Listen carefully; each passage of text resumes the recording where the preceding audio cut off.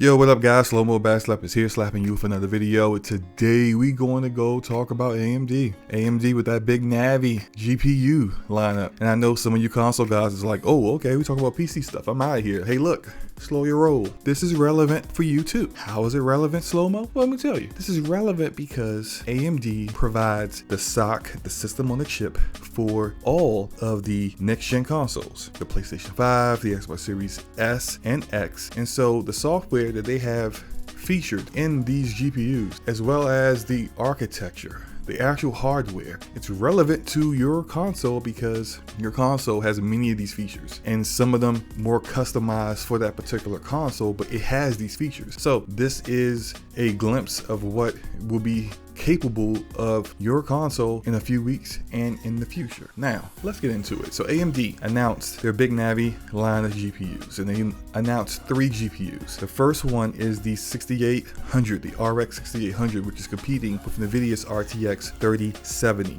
Now, it is proposing to be more powerful at just $80 more. It does have double the available memory of the RTX 3070. So they're definitely not going to go down to the $499 price that Nvidia went for the RTX 3070, which is very, very competitive. But what they're proposing is that they're better. And their proposed benchmarks have it matched up against the RTX 2080 Ti. They had to do that because the 3070 didn't get official benchmarks until yesterday. But note something here, smart access memory is enabled on this graphic of these benchmarks, and I'll get to that later because that kind of changes what can be expected when we see individual benchmark testing. Now, next is the 6800 XT, which is $50 cheaper than the RTX 3080. The 6800 XT is going to be $649. Their proposed benchmarks have it matching the 3080, winning in some games, losing in others. For example, beating the 3080 in Battlefield 5, beating it in Call of Duty Modern Warfare, beating it in Forza Horizon 4, but then losing in Wolfenstein Youngblood, Resident Evil 3, and Division 2. Now, something to note here in this graphic is that they don't have any of their other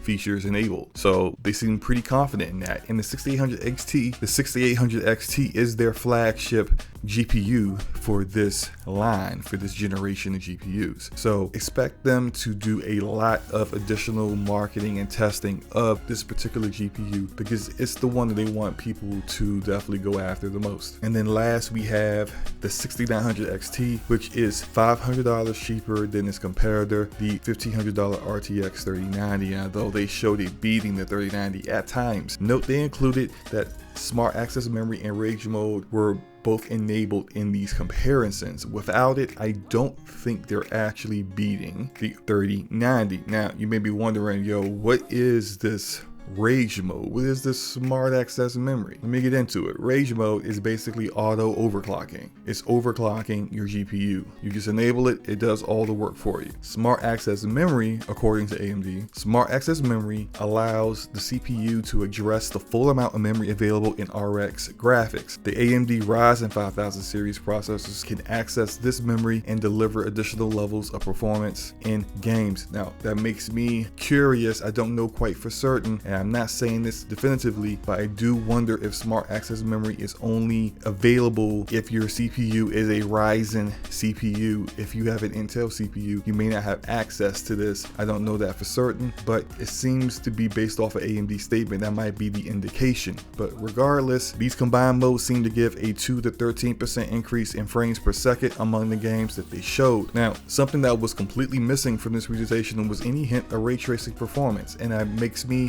wonder that because they didn't mention ray tracing at all, that they probably don't have the kind of performance with the ray tracing that Nvidia has on their Ampere line, and therefore there's no point in bringing up something that is just going to be a feather in the hat of your competition. They definitely do have ray tracing. It's available in the Xbox Series X and S. It's available in the PlayStation 5. It's definitely going to be available in their discrete GPUs for PCs, but don't expect it to be amazing if this presentation is any indication of that. And of course, if you may have noted that all of these GPUs from AMD are using less power than the Nvidia Ampere card. So if you're someone who is looking at upgrading your GPU and then you look at power consumption and you're like, crap, I'm probably going to have to upgrade my power supply as well, you might not have to do that if you get an AMD card. Now, it should go without saying that AMD can say whatever they want, but it ain't real until it's proven in individual benchmark testing. We saw this firsthand yesterday with the RTX 3070 proving to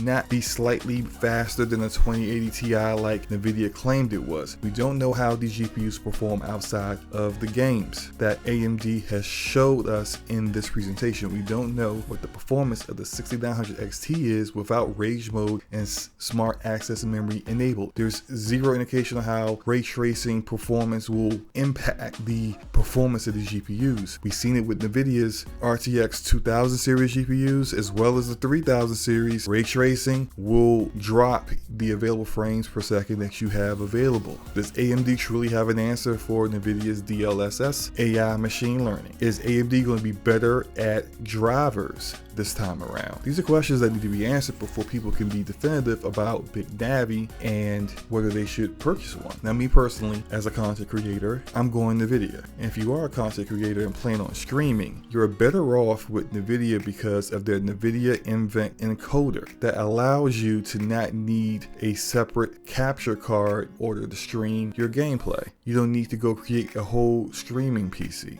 You don't need to do any of those things with Nvidia's NVIC encoder. It basically turns your GPU into a really good, very robust capture card that can do way more resolutions than you get for some of these capture cards out here on the market that are like $200-300. Now, if you don't care about any of that, or if you already have a second PC to stream from, or your own dedicated capture card to do your streaming, then AMD might be the way for you. But you guys let me know what you guys think about AMD's Big Navi. Let me know in the comment section below. Hit the like button if you liked the video, hit the dislike button if you didn't, it's all good. And hit the subscribe button if you want to see more content like this in the future. Peace.